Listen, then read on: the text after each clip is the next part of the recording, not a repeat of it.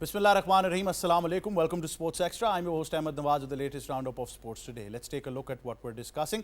First of all, the Pakistan Super League. It's all about it now. There is a lot of hype. We're going to be talking about the player retentions that have taken place as well. Various 6 franchises, of course, have retained their star players. So we'll be giving you all the updates regarding that. The league, of course, still has a great amount of time to continue, but the players draft is something that is very interesting now. It's been moved to the 13th probably, and it's going to be happening in Lahore. The venue's been changed as well, so we'll give you all the updates regarding that. But Pakistan's star-studded T20 tournament is all set, but these retentions have been very, very interesting, and they've also eliminated certain rumors regarding certain franchises and players as well. So we'll talk about that in detail. Then we move on to the Women's Ashes of 2025, which is of course garnering a lot of fanfare, a lot of following. So there's been a lot of consistency regarding that. We'll talk about that and how women's cricket has got plenty of things to talk about, but mainly because it's the Women's Ashes, England, Australia, we're going to be talking about that in detail. Then we move on to Saim Ayub, who has reached London for his rehabilitation and of course his treatment. Unfortunate that he has a fracture, but today we have been discussing a lot, and what sources have told us that this is not something that can be corrected in just a month. This is something that's going to take at least 3 to 4 months, and that categorically means that Saim Ayub is out of Pakistan's Champions Trophy campaign. The final date to submit your provisional squad is of course the 12th of January, but of course 10 days before you can still make certain changes. But I think this kind of injury shouldn't be rushed. If we try to do that, his career might be in doubt as well for the longer run, 5-10 years. So I think we will talk about this, but it's a disappointment knowing that Saim Ayub would not be part of the Champions Trophy. He was in peak form right now, so I think that is very, very disappointing. Then we move on. We discuss ICC, who has issued pitch ratings for the Border Gavaskar Trophy as well. So we'll give you all the updates regarding that, and then we move on and discuss the Italian Football Super Cup and give you all the fixtures, results and details regarding football as well. Time now to introduce our guest. First of all, joining us in studios is cricket commentator, international broadcaster, presenter and our sports expert, Asif Ahmed. Assalamu alaikum, how are you? Walaikum assalam, Ahmed. I'm perfect. Thank you very much. Thank you for joining us. We've also been joined by sports journalist and expert Abdul Jabbar Faisal. Assalamu alaikum, how are you, sir? Walaikum assalam, I'm fine. Have a great day, viewers. Thank you very much. We've also been joined by first-class cricketer and expert Kashif Majid. Assalamu alaikum, Kashif, how are you? Walaikum assalam, thank you, Ahmed. Perfectly all right. Thank you for joining us. Of course, like I said, there is a lot to talk about that we will be continuing, and it's very pertinent that we analyze everything as well. But I think we go towards a short break, and when we come back, we discuss things in detail. Stay tuned.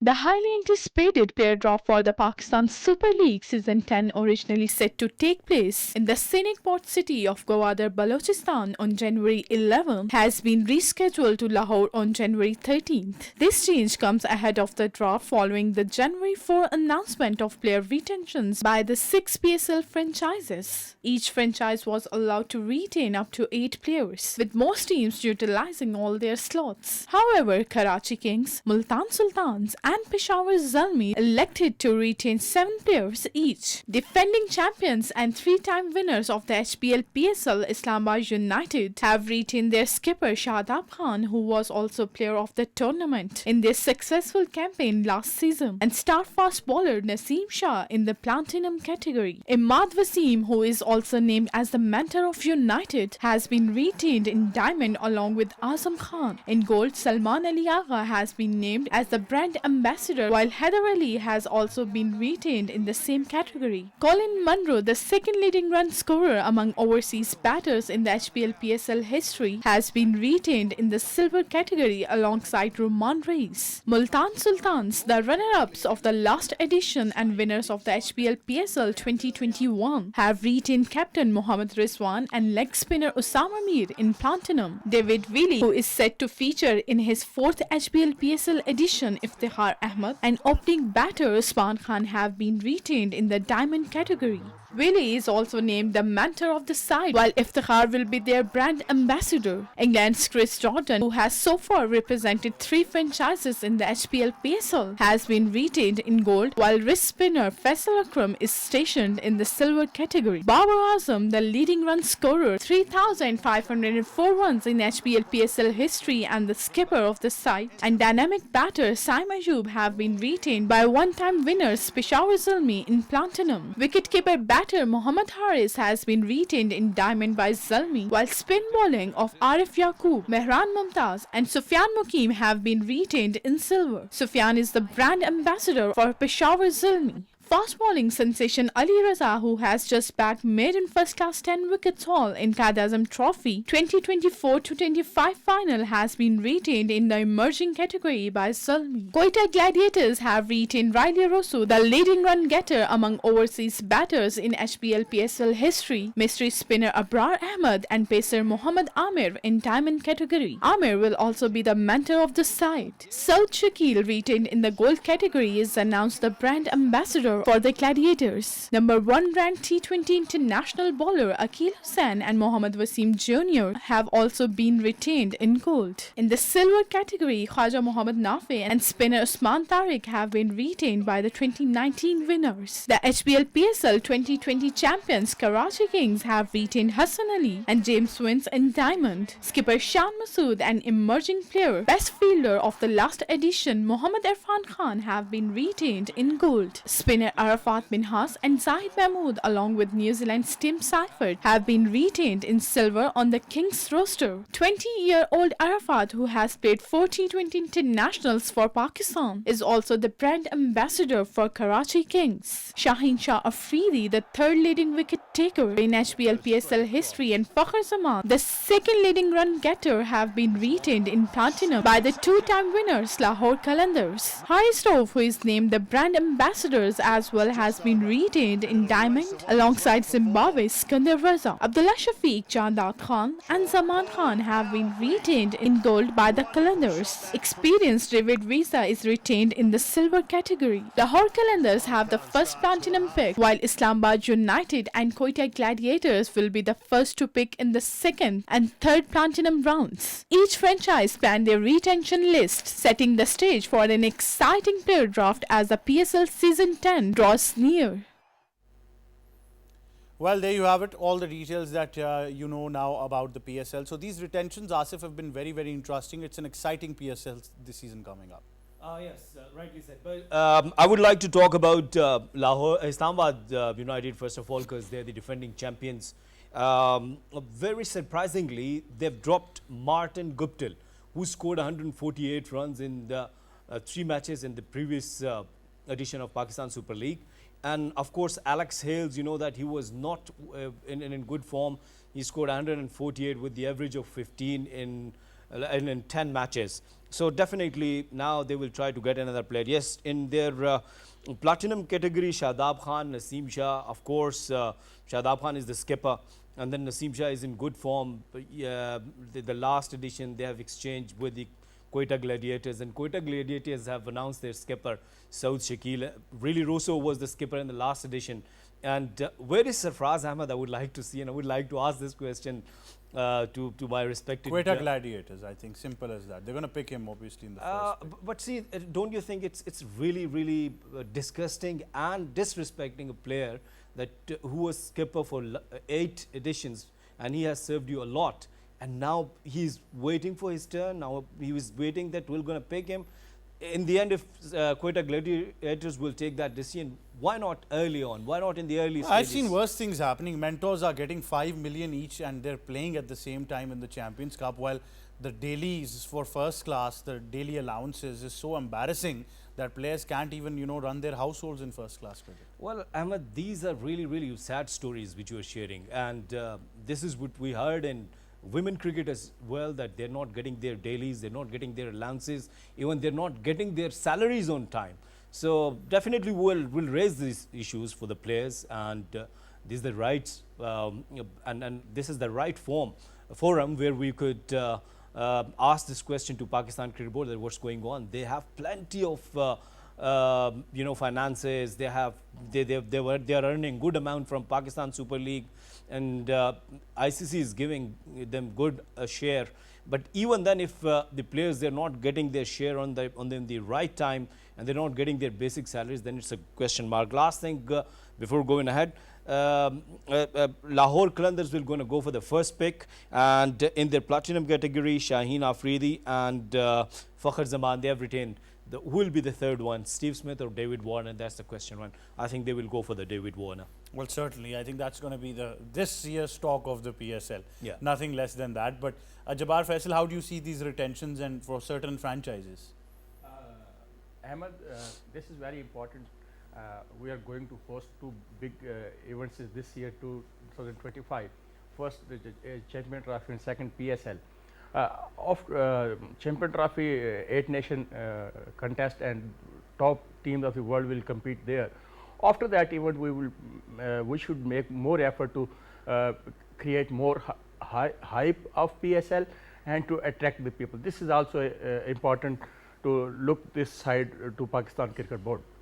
This is the right of every franchise. They can make the changes in their players, and they are doing some big names are still in their list, but it is very important. The international players are showing their interest from England, New Zealand and other nations. This is very positive sign for the PSL.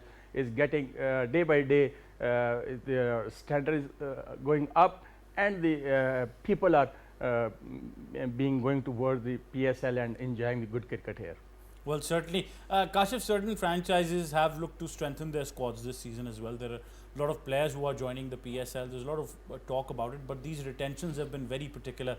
Especially, I think the debate surrounding Saim Ayub has finally been put to rest as well. But obviously, his availability now is going to be a question mark. But nonetheless, how do you see all of these retentions?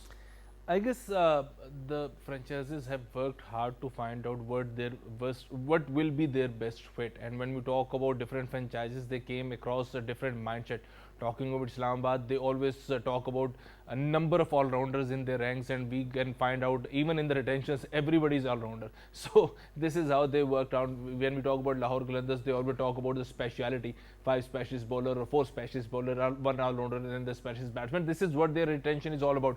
This time around, most probably they want to find Rashid Khan in their ranks, because this PSL will be colliding against one other franchise cricket, and let's hope the quality and the standards of PSL remains the same, because we know PSL by the virtue of the cricketing quality, and this is how PSL is known across the globe. And one important thing when we talk about the retention, as Kia Asif mentioned the name of Sarfraz Ahmed, I would like to thank Kia Asif for mentioning the name, because I think for Quetta Gladiators, he's been a quality servant, and he was there when nobody talks about Quetta Gladiator, and in the start of the PSL, when PSL was happening and away from Pakistan in UAE. Sarfraz knows how to deal and how to captain the spinners, how to play against spinners, and how to utilize spinners in the ranks. And we simply remember Mohammad Nawaz coming out of ranks and becoming a world beater for Quetta Gladiators and for Pakistan with his spin. The moment that PSL shifted to Pakistan, he just lost his track, and most probably this is why he lost his place in the Quetta Gladiators. I agreed, he was a senior pro, but simultaneously when we talk about PSL, it's the quality of the cricket and also the business aspect of the cricket too. So let's not get into those details. So this is where I think he just lost his place, because he was not part of the Pakistani lineup too. One important thing, talking about one team, Karachi. When we talk about Karachi, Ahmed and everybody, it's a brand name. So please, for all those involved in the selection of Karachi, we want a competitive side in PSL coming out of Karachi, because Karachi has got a history of cricket. It's just not you take the name and not come up with a quality cricket. We want Karachi to play a quality cricket this PSL round. Well, certainly, and I think that quality has gone so down, it's injustice to the people of Karachi as well. They've had horrible seasons, and a lot of that has to do with non-cricketing people actually taking care of cricketing decisions. So I think that really hampers, but Asif, this is a general perception that has been happening. But it's a very important year, 2025. After this year's PSL, there's going to be a review once again. We might see, it's too early to say, but we might see change in franchise ownership. The finances would be, of course, recalculated. A lot of stuff is going to happen regarding PSL and the future of PSL this season. Ahmed, first of all, I would like to raise a couple of points regarding the drafting. That we heard that Pakistan Cricket Board will manage each and everything at Gwadar. But on the 11th hour, what happened? Even some of the sources, they have confirmed that the franchises, they have hired their special jets and plans for their crew, for their staff, for their players, or for their coaching staff. But on the 11th hour, that Pakistan Cricket Board has decided that the draft will be held at Lahore in any sort of any open area, or I think maybe it's happening somewhere in Marquee. So the things are not going in a smooth way, first of all. The second thing is that yes, if you're talking about the tone, that we'll see that what will be the tone after this mega event of Pakistan cricket, this is the Pakistan Super League. But for me, I'm not happy that we can't see some big names apart from 3-4 names.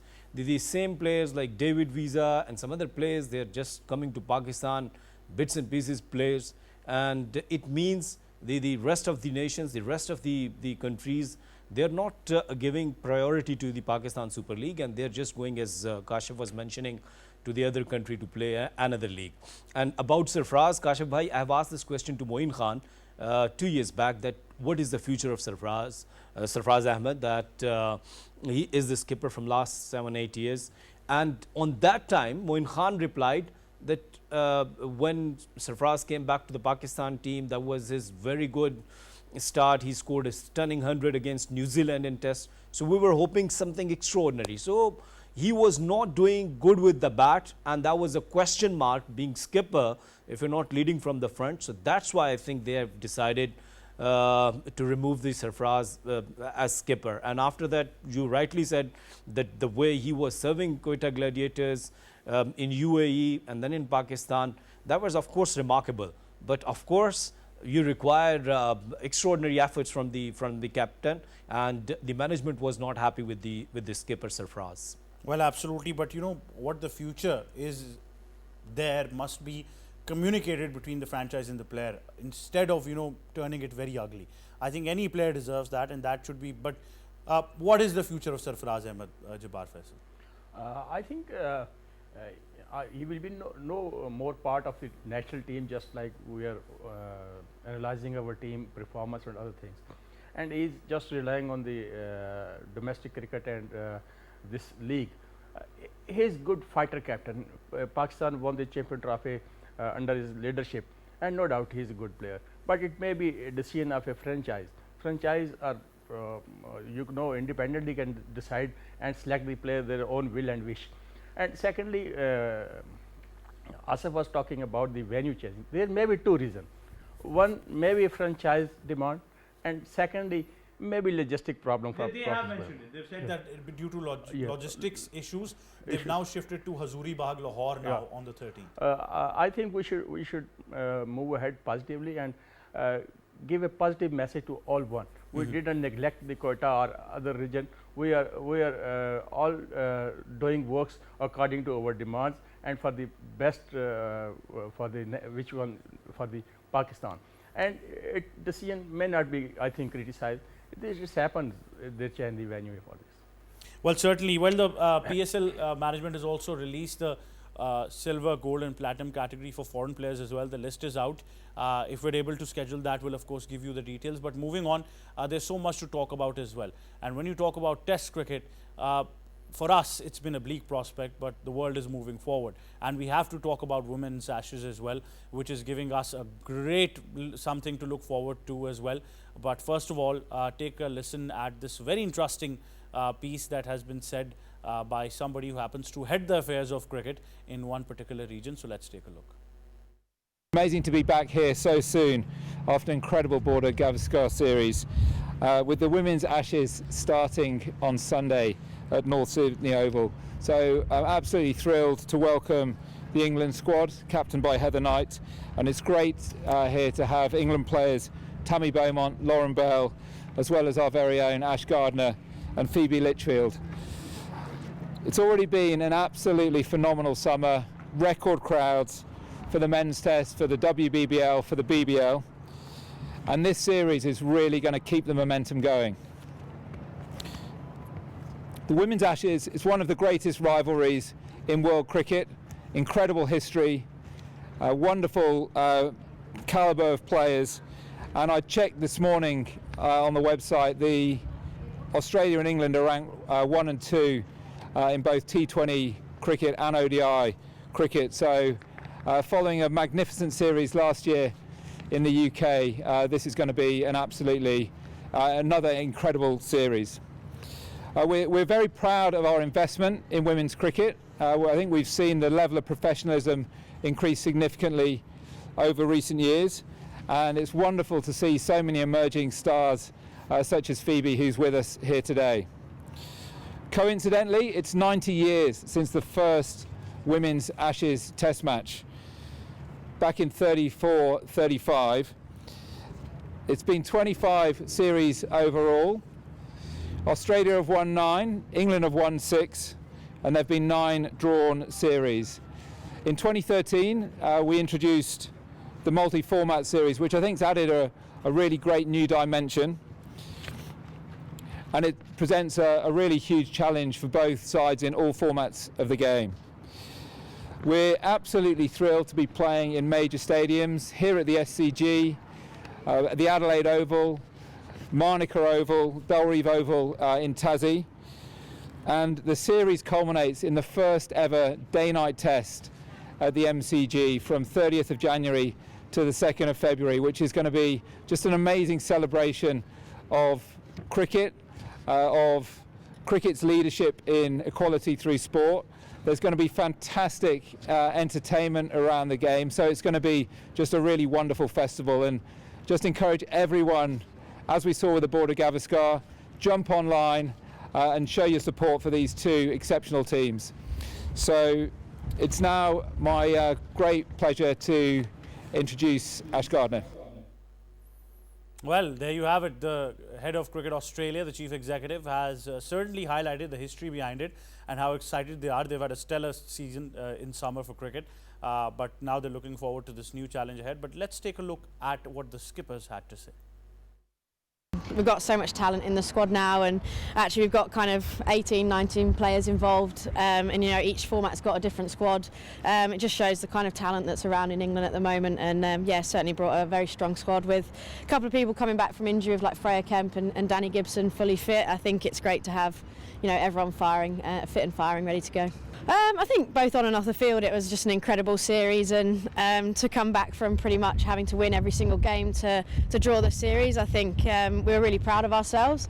Probably not, you know, elated and feeling like we'd won anything. Obviously the trophy came back here to Australia, so I don't think you can feel like you've won something, but I think we've certainly felt like we put a statement out there that we can go toe to toe with Australia and really compete, and also when our back's against the wall that we can show a lot of character and come through and really kind of, yeah, play some really good cricket against the world's best. So yeah, we were pretty pretty drained emotionally, I think, if we're honest. I think it was an incredible series, and particularly the way it captivated the British public, and we had sellout crowds throughout, and to play at places like Lords and the Oval with a sellout was just outstanding, and hopefully something we're going to see in this series as well. We've got so much talent. Yeah, definitely. I don't think we go into any tour wanting to draw. Certainly the way that we started through the Test match, winning the first T20, we were in the box seat and then just got outplayed in the white ball series, and certainly going forward we've spoken a lot about what we can do better, coming up against probably our fiercest rivals and a team that we have a lot of great competition against. Certainly the white ball series is going to be a big focus for us, but even just looking at that Test match to finish, hopefully the Ashes is in a balancing spot by that point, and then we can really fight it out to win that Test match and then hopefully come away with the Ashes. It's probably just winning those small moments. That sounds really cliche, but I think teams that play in the white ball format really well, they do the 1%ers really right, and they know how to get out of those tough positions. I know with the ball, looking back in England, we probably didn't execute well enough, but we've certainly done a lot of talking. We've, I guess, got some players that are playing different roles at the moment with the ball in hand, but then I think with the bat as well, it's making sure that we're taking the game on and we're not kind of worrying about the consequences. And I think just looking back more recently at the ODIs that we've just played, I certainly think we did that. Different people have stood up in different times, and it's super exciting to see where this team can be. Well, there you have it. Both the skippers, of course, expressing their excitement and the challenge up ahead as well. Australians with the same attitude. They're not here to draw a series. They want to win this. Asif, how do you see this development? Well, first of all, interesting to watch is right after the Border Gavaskar Trophy, now we are watching Women Ashes. And the format is really interesting, 3 ODIs, 320 and 1 off test. And of course, that when we talk about the women cricket, especially Australia and England, they have a rivalry, and of course we're going to enjoy the T20 stuff and then ODI, and then the last Ashes of Women Ashes retained by Australia with the points of 8-8. These are the point system. Interesting to watch, and as we heard, the skippers, they're really enthusiastic about this particular series, about this Ashes. And we're just missing Test cricket, as you said that. Absolutely. I think we are certainly missing it. But Jabbar Faisal, it's a great sight to see the right investment in women's sports and, in especially women's cricket, and how it pays dividends as well. Ahmed, the women's sports in the England and Australia is too strong. They are physically strong women and participating in all these sports events. Especially cricket. England and Australia, just like Pakistan and India, similar situation is there between when they were enter in the arena to play the match, they attract the spectators. It's good sign for the women, especially after these type of events. The budding female player will come towards more towards the cricket, and the cricket will grow up with speed, and it will be good opportunities for the young girls to watch the international cricket between two nations. Well, certainly, and I think it's great to look forward to it as well. But Kashif, I think a lot to look forward to when you talk about women's cricket, especially between England and Australia this Ashes. I guess when we talk about cricket, and then the captain coming up with the story that there was sell-out crowd in Lords and Oval, most probably.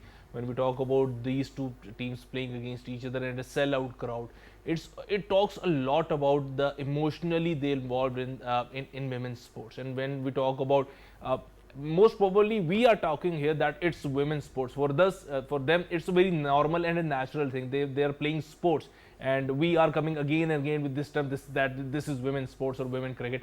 Most probably they're enjoying as they are enjoying the men's cricket, and they are looking forward for a classic series. And rightly said Vicky Asif, the format with the point system, it makes it very competitive, because every match has got points, and at the end of the day every single point does matter. And you talk about MCG, you talk about a day-night affair, and you talk about a sell-out crowd for this match. I guess anyone can wish for.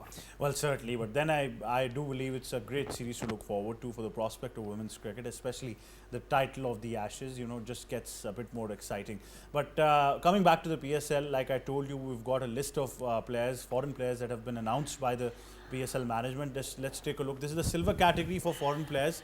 Afghanistan, of course, Aftab Alam, and it starts off as well.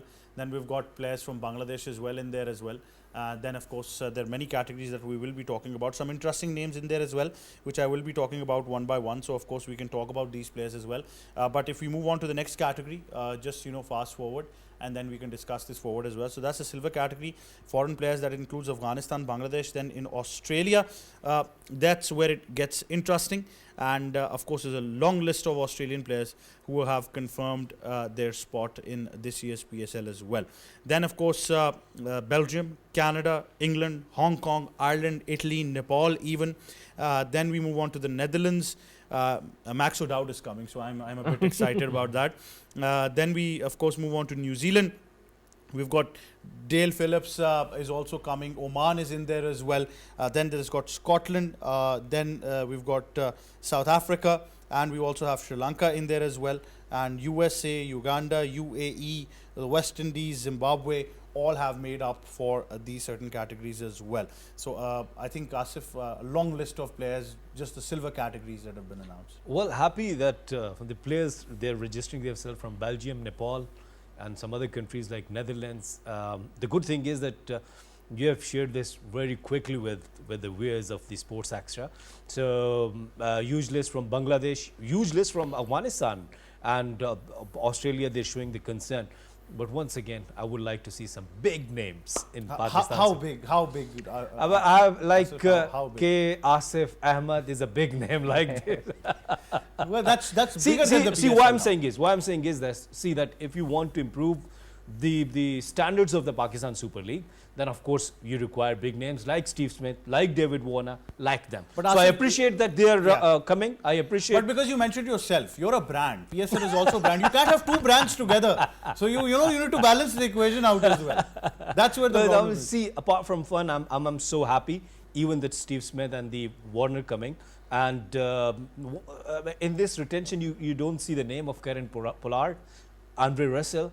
It means that now the franchises, they are not showing interest for these kind of players. Of course, Akeal Hussain is there. He's a big name, the #1 spinner in international cricket. Well, let me give you some names because you've recently been to Oman as well. You saw that, you know, prospect Aqib Ilyas, Bilal Khan, Jatinder Singh and Mehran Khan. So about 4 players are joining from Oman as well. Well, these Aqib Ilyas, and of course you know that they're Pakistanis, and as Jatinder is from India. Now they have already participated in ICC. They've qualified for the can ICC. I raise a question? Yes, sure, please. Yes, of course. So, if they're from Pakistan and they're Pakistani playing in Nepal, so can we see a once more Usman Khan coming out of Nepal Khan? This Nepal is Nepal from Nepal. So can we find out Usman? Well, this is Jawad Sahab would like to add something. Yes. You know, a lot of people are coming here from all over the world. This is massive for the India. If you people don't come in Pakistan to PSL and out there not go to, it's a good message. The whole world is attracting PSL. But Jawad Sahab, as an investment point of view, I actually like the fact that I go and play cricket in a non-test playing nation and then come back in PSL as a foreign player. I actually like that. I think it's a great way forward. I think this is a good sign. You players from all over the world are coming towards PSL and they are preferring to play PSL. Definitely. Right, but we're going to close it at that. But before we go, Asif, your favorite player from Zimbabwe, Trevor, is also joining the PSL this season. Would so love to watch him playing in Rawalpindi absolutely. Stadium. That's going to be very, very interesting when the crowd chants his name as well. We'll leave it at that. Thank you very much to all 3 gentlemen for joining us. It's goodbye from me and my entire team.